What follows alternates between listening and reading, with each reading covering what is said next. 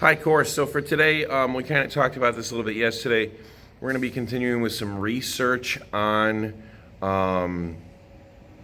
what kind of options there are for those that are hungry in our community. Now, interesting topic, because I was talking with some of the other teachers on the 8th grade team, and I hear that you started the year in social studies talking about famine and hunger, and so this shouldn't be so confusing as so many of you are claiming that it is. So knowing that, a little bit frustrating that so many of you have been like, oh, hunger is just when you're hungry. It's third period, I'm hungry, I didn't eat breakfast. No, it's not, and apparently you know that.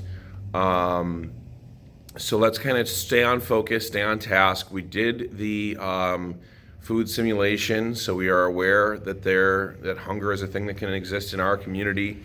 We talked about how you might have just lost your job, you might have just a food insecurity because you're some kind of an immigrant, or because you just don't have a very good paying job, or you have a lot of people in your family. There's a variety of reasons that we talked about in that food simulation. And I realize not every single person got a great opportunity to participate in it, but that was a brief overview, so hopefully we can understand it.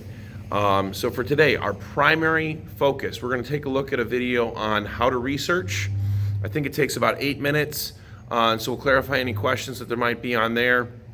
And then we're going to go ahead and work on researching options in our community here in North Chicago, here in Lake County, where we can actually go for food if we're having issues with resources and issues with how to do that.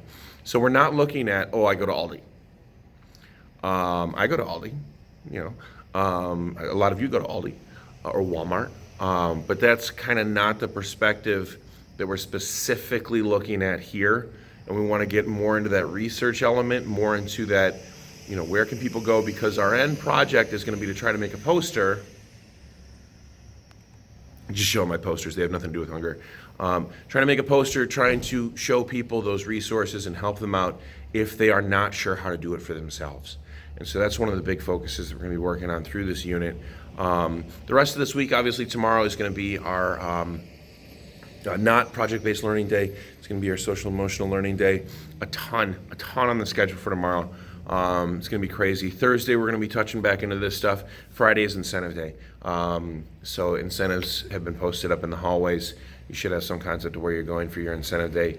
Friday is going to be incentive day, and so you're going to go to whatever room you have for incentive.